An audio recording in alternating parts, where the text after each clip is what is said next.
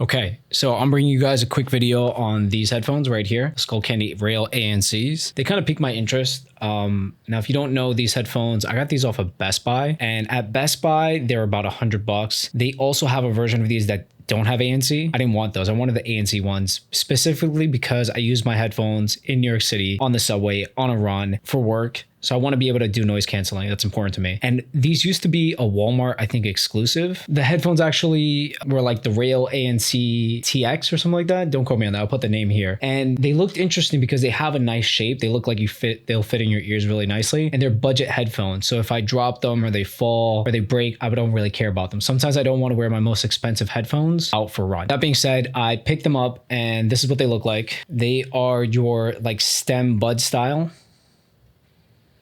headphone.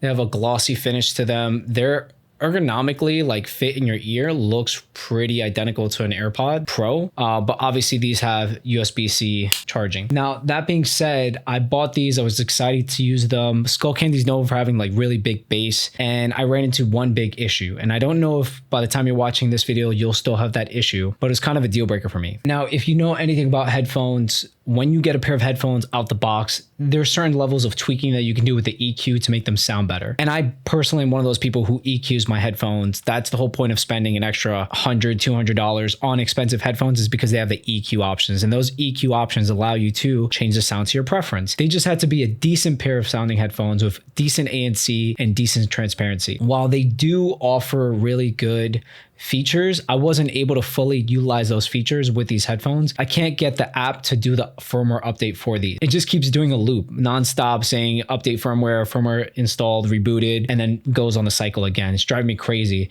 So I haven't been able to fully test these headphones. I did go for a run in them and I did use them on the subway. And like I said, the ANC and the transparency mode are passable for $100, but I don't think you should spend your hard-earned money on these for $100 because there's some better alternatives for like $50 more. Even if you're looking for a category of headphones that are like throwaway headphones that you can take on vacation, that you can take to the gym, that they can get tossed around, because that's the category of headphones that this falls into for me. As per usual, I will show you what the headphones look like compared to some of the other competitors before I give you a full in-depth review. So I'll show you what it looks like against the AirPod Pros and whatever else I have flown around at the time. So first off, we'll do the AirPods. So the case isn't too different. I actually really like the Skullcandy case because it has wireless charging on the back. It doesn't really have any crazy indicators. It just has one indicator at the bottom right there, and it's USB-C charging. AirPod case wise, it's not too bad in size. It's still pocketable, fits the palm test. So yeah, let me pull out the buds, left side, right side on each one. And here the buds are. Here is the Skullcandy versus the AirPod. As you can see, the size-wise is pretty similar. It's just like a beefed up, chunkier version of an AirPod Pro. That's literally what it is. So yeah, the size and dimensions pretty similar, just a little bit more beefed up. Like I said, I like that stem design because it's easy for you to like put in your ear. That's what it looks like in my ear.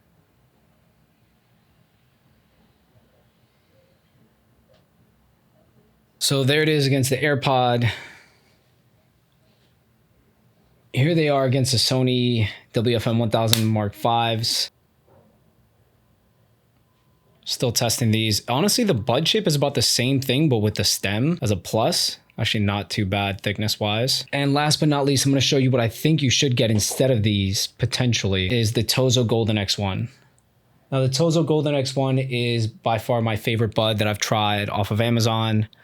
And this is what it looks like, size comparison. Obviously, the Tozo is thicker, but it sits in your ear nicely.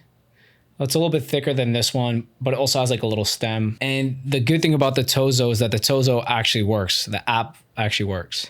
These are about $150, something like that. I think these are $100 flat. But yeah, this one has amazing sound quality. I don't know if you can see that big gold plate. It has like a driver that's like really big. I think it's like 12mm driver. So yeah, really good option opposed to this. If you don't want to go to Best Buy and buy the Skullcandy, buy the Tozo Golden X1.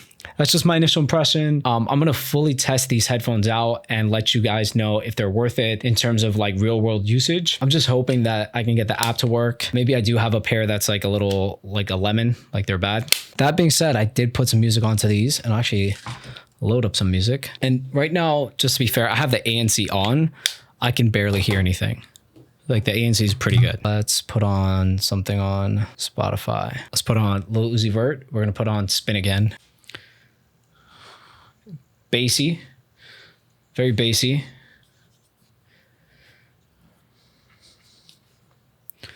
But muddy.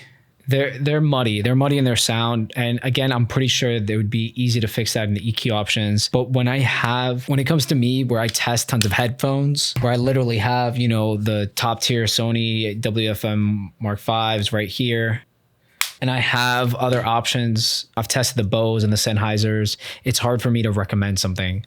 So until they get the app to work, I mean, maybe you can find out on the forum. Maybe you can hit me up and I'll let you know. Comment below. Let me know if they did fix the app. And stay tuned for more reviews. I'm actually going to do a tier list video of all the best headphones I've tried in 2023 because the year's almost up.